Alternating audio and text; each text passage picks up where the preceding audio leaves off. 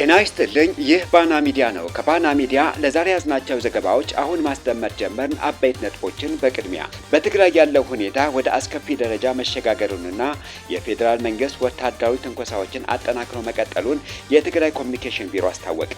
ትዕግስታችን ተሟጧል ሲልም ለዓለም አቀፉ ማህበረሰብ አስታውቋል። በዝርዝር ይዘነዋል። በመላው ትግራይ በታላቅ ድምቀት የሚከበረውና የሴቶች የነጻነትና የእኩልነት መግለጫ የሆነው ዓመታዊው የአሸንዳ በዓል በስታዲየምና በአደባባይ ደረጃ እንዳይከበር ተወሰነ። ወደ እናንተ ይደርሳል። በመቀለ ዳዕሮ በሚባል ሰፈር የተፈጸመው ጥቃት በመንጆሪኖ ቤት ነው በሚል የሚሰራጨውን ሐሰተኛ ትርክት በርካታ ተቋማትን አስቆጣ። ስለ ጥቃቱ አይደር ሆስፒታል በፌስቡክ ገጹ በፎቶ አስደግፎ ያወጣውን መረጃ በፌዴራል ትዕዛዝ እንዲያጠፋው ተደርጓል። እናስደምጣችኋለን። የአብይ አህመድ የስልጣን ዕድሜ ለማራዘምና የመንግስትን የፖለቲካ ፍላጎት ለማስፈጸም የተቋቋመው መሳሪያ ነው በሚል በበርካታ ወገኖች ዘንድ ክፉኛ ሲወቀስ የቆየው የሀገራዊ ምክክር ኮሚሽን በአዲስ አበባ የወደፊት አስተዳደራዊና ህገ መንግስታዊ ዕድል ላይ በተፈጠረ ውዝግብና ልዩነት ምክንያት ሂደቱ ከፍተኛ ውጥረት ውስጥ መግባቱን ተገለጸ። እናቀርብላችኋለን። የሱዳን ጦር በቻድ ድንበር አቅራቢያ የሚገኘውን የአርኤስኤፍ ኮንቮይ በድሮን ደመሰሰ። የአሜሪካ ሰራሽ መሳሪያዎችን በሱዳን ተማርኳል የሚሉ ሌሎች ዜናዎች ይዘናል። አብራችሁን ቆዩ።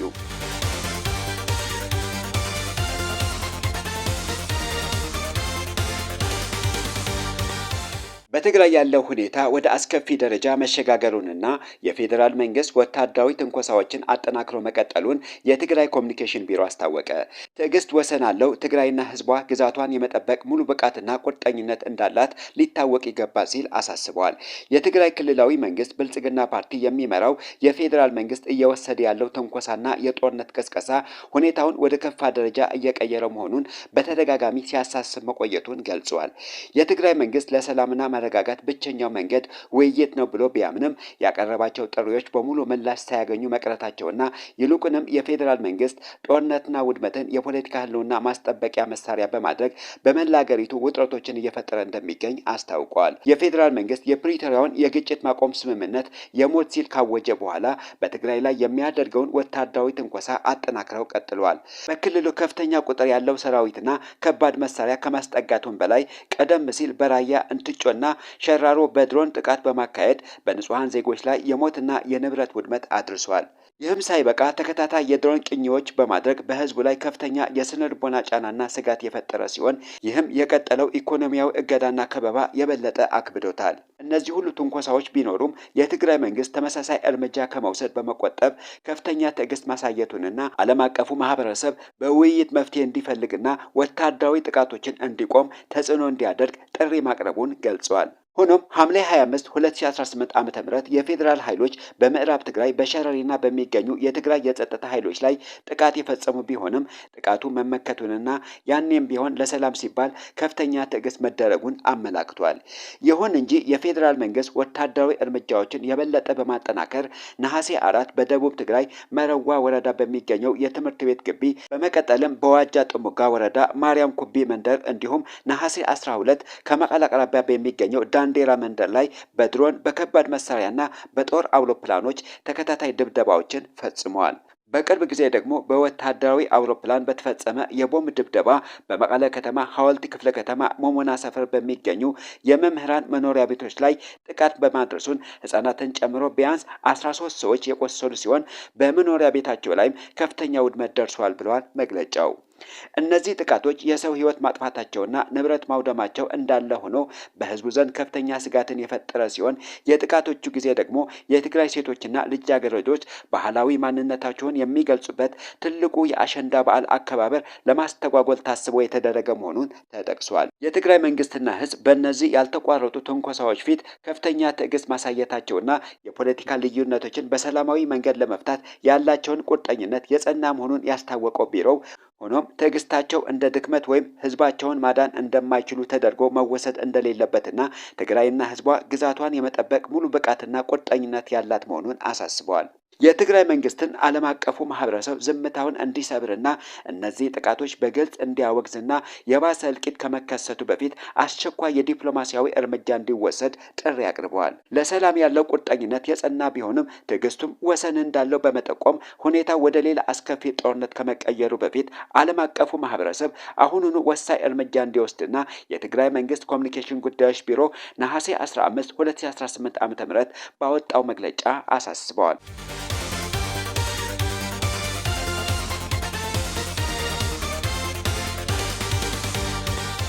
በመላው ትግራይ በታላቅ ድምቀት የሚከበረውና የሴቶች የነጻነትና የእኩልነት መግለጫ የሆነው ዓመታዊው የአሸንዳ በዓል በስታዲየምና በአደባባይ ደረጃ እንዳይከበር ተወሰነ።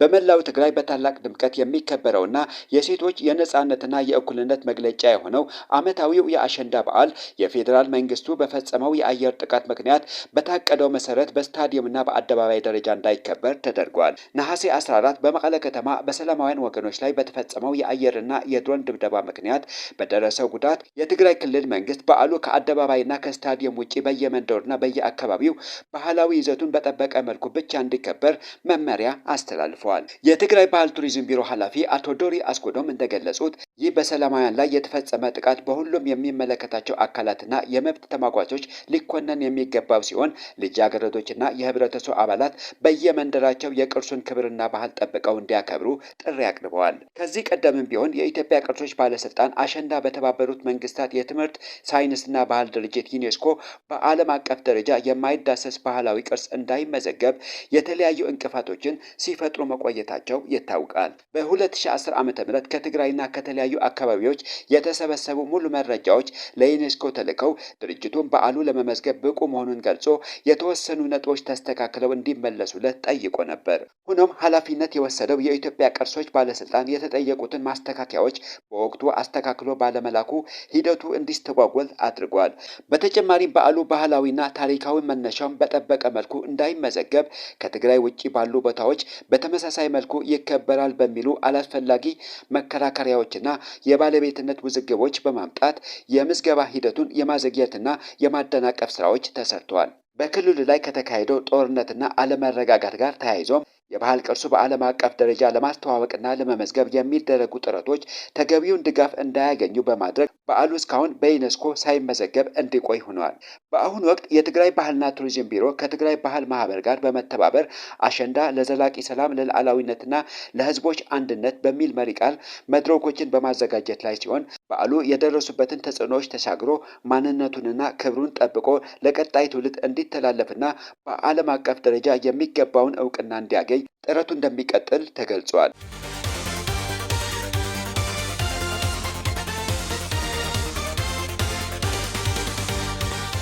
በነሐሴ 14 2018 ዓ.ም በመቀለ ከተማ በንጹሃን ዜጎችና በመምህራን መኖሪያ መንደር ላይ የተፈጸመውን አሰቃቂ የአየርና የድሮን ጥቃት ተከትሎ የጠቅላይ ሚኒስትር አብይ አህመድ ደጋፊዎችና የገዢው አካል ተላላኪዎች የወንጀሉን አሰቃቂነት ለመሸፈንና ህዝቡን ለማሳሳት አደገኛ የሐሰተኛ መረጃ ዘመቻ እያካሄዱ ይገኛሉ። የጠቅላይ ሚኒስትሩ ደጋፊዎች ጥቃቱ ወታደራዊ ኢላማን ብቻ ዓላማ ያደረገ እርምጃ ነው፣ በንጹሃን ላይ ያረፈ አይደለም በሚል የሚያሰራጩት መረጃ ፍጹም ከእውነታ የራቀ የወንጀሉን ተሳታፊዎች ተጠያቂነት ለማስቀረትና በንጹሃን ደምና ስቃይ ላይ ለማፌዝ የተሰራጨ አሳፋሪ ፕሮፓጋንዳ መሆኑን ተገልጿል። ዳዕሮ በሚባል ሰፈር በተፈጸመው የአየር ጥቃት ምንም አይነት ወታደራዊ እንቅስቃሴ ይሁን የህወሓት አመራሮች የሌሉበት መምህራን የሚኖርበት ሰፈር ነው።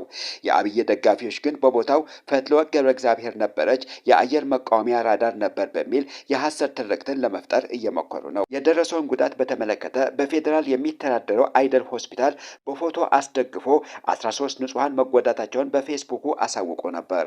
ሆኖም ከሰዓታት በኋላ ከፌዴራል ተደውሎ በተደረገ ጫና ምክንያት የተለጠፉ የንጹሃን ዜጎች ፎቶና ዜናው ከፌስቡክ ገጹ እንዲያወርደው ተገዷል። የህዝብ ለህዝብ ግንኙነት የሰላም ፎረምና የትግራይ ክልል ትምህርት ቢሮ ባወጣቸው ይፋዊ መግለጫዎች መሬት ላይ ያለውን እውነታ በዝርዝር ይፋ በማድረግ በአብይ ደጋፊዎች የሚደረጉ የሐሰተኛ ትረካዎችን አውግዘዋል። ነሐሴ 14 2018 ዓ.ም በመቀለ ከተማ ዳዕሮ አካባቢ በሚገኘው የመምህራን መኖሪያ መንደር ላይ በተፈጸመው በዚሁ የአየር ጥቃት የ2 ዓመት ህፃን እና የአንድ ቤተሰብ አባላትን ጨምሮ 13 ሰላማዊ ዜጎችና መምህራን ለከባድ አካል ጉዳት ተዳርጓል ብለዋል። በተጨማሪም በመምህራን መኖሪያ ቤቶች፣ በሲቪል ንብረቶች ላይ ከፍተኛ ውድመት ደርሷል። ይህ ተጨባጭ እውነታ በሕክምና ተቋማት፣ በትምህርት ቢሮ ሰነዶች የተረጋገጠ ያለ የአብይ ደጋፊዎች የወንጀሉን አሰቃቂነት ለመሸፈን የሚያደርጉትን ጥረት የንጹሐንን ተጎጂዎች ደምና ስቃይ አቃሎ የሚያሳይ አደገኛ ተግባር ነው።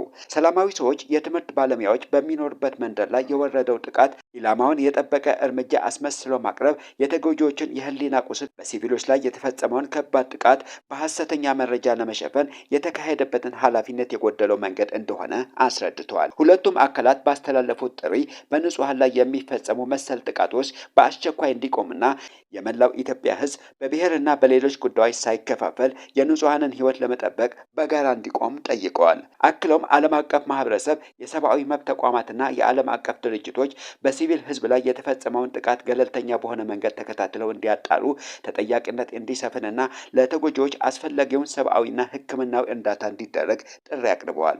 በተመሳሳይ የትግራይ ሲቪል ማህበረሰብ ማህበራት ህብረት፣ የትግራይ ህዝባዊ ዲፕሎማሲያዊና የትግራይ ንግድ ዘርፍ ማህበራት ምክር ቤት በጋራ ባወጡት መግለጫ ነሐሴ 14 2018 ዓ.ም የኢትዮጵያ መንግስት በመቀለ ከተማ ባካሄደው የአየር ድብደባ በሲቪል ሰዎች ላይ የአካል ጉዳትና በንብረታቸው ላይ ውድመት መድረሱን አረጋግጠዋል። ተቋማቱ በሲቪሎች ላይ የደረሰውን ይህ ጉዳትና ውድመት በጽኑ እንደሚኮንን በመግለጽ ግጭት ውስጥ ያሉ አካላት ልዩነታቸውን በውይይትና በጠረጴዛ ዙሪያ እንዲፈቱ ጥሪ አቅርበዋል። በተጨማሪም ዓለም አቀፉ ማህበረሰብ ጦርነቱ ከዚህ በላይ ሳይባባስ ዘላቂ ሰላም እንዲወርድ ከፍተኛ ሚናውን እንዲጫወት አሳስበዋል።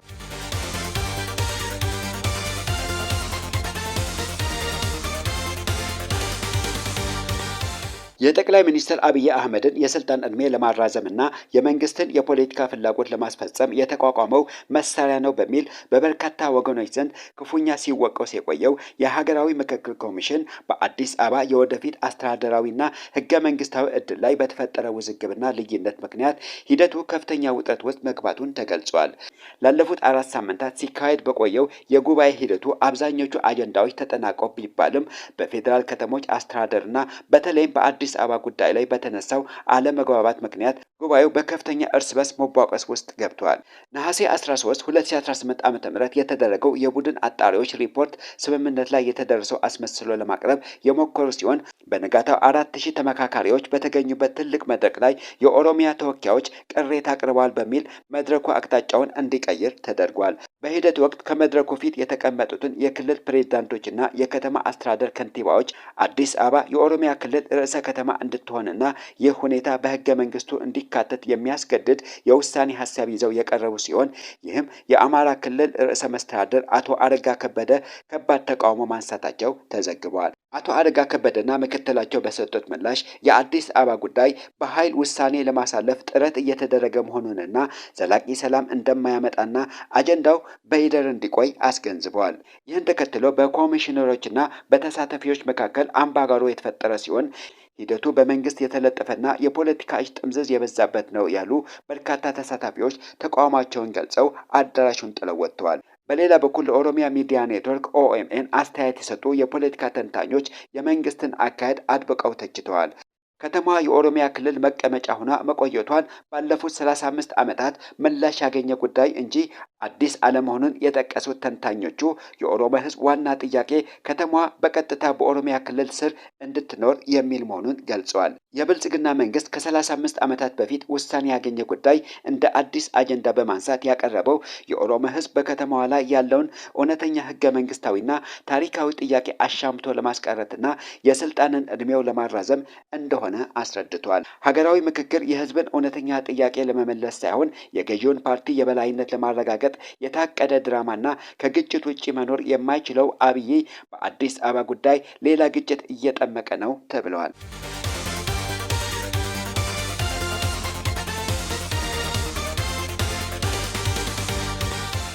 የሱዳን ጦር በቻድ ድንበር አቅራቢያ የሚገኘውን የአርኤስኤፍ ኮንቮይ በድሮን ደመሰሰ። የአሜሪካ ሰራሽ መሳሪያዎችን ማድረከ።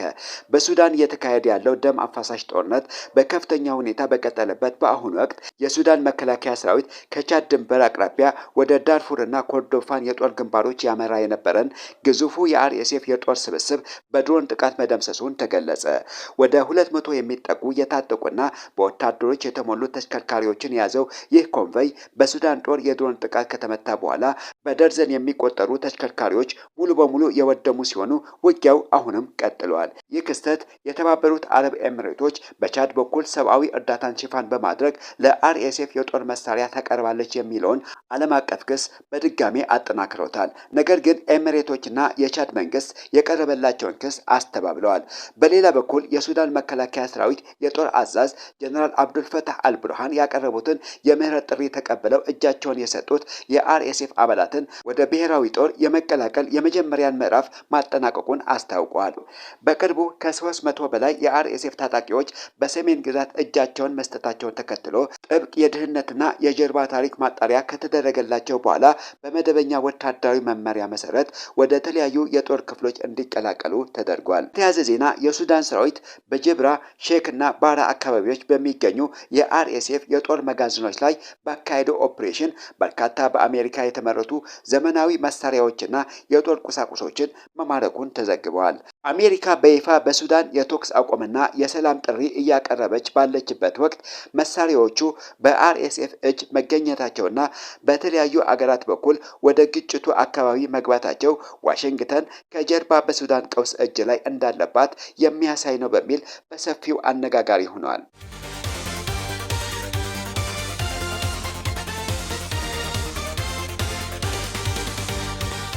የተከበራችሁ የባና ሚዲያ ተከታታዮች ለዛሬ ያዝናቸው ዜናዎች እነዚህን ይመስሉ ነበር። ስለተከታተላችሁን ከልብ እናመሰግናለን። መረጃዎቻችን ለሌሎችም እንዲደርሱ ቪዲዮውን ላይክ እና ሼር ማድረጋችሁን እንዳትረሱ። ለቻናላችን አዲስ የሆናችሁ ደግሞ ሰብስክራይብ በማድረግ የቤተሰባችንን አካል ይሁኑ።